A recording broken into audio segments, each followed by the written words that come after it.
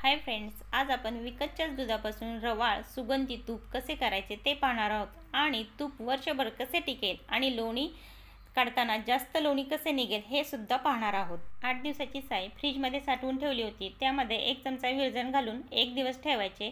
त्याचे छान दही तयार झाले की एका मिक्सरच्या भांड्यामध्ये घालून थोडेसे पाणी घालून 7 ते 8 मिनिटं मिक्सर फिरवून घ्यायचा। खूप असे लोणी निघते। सायची किंवा दह्याची मिक्सरमध्ये दुसरी बॅच फिरवत आहोत त्यावेळी पहिले काढलेले लोणी दुसऱ्या बॅचमध्ये 2 चमचे घालायचे, म्हणजे पटकन लोण्याचा गोळा तयार होतो आणि लोणी जास्त निघते। अशा पद्धतीने सर्व लोणी काढून घ्यायचे। लोणी 5 ते 6 वेळा धुवून घ्यायचे। तूप करण्यासाठी गॅसवर ठेवायचे। तूप छान तयार झाले की त्यामध्ये 4 ते 5 तुळशीची पाने घालायचे आणि तूप वर्षभर टिकण्यासाठी त्यामध्ये गुळाचा 1 तुकडा घालायचा। डिटेल व्हिडिओ चॅनलवर केव्हाच अपलोड झालेला आहे। चॅनलला नक्की व्हिजिट करा। व्हिडिओ आवडला असेल तर व्हिडिओला लाईक करा आणि चॅनलला सबस्क्राईब करा।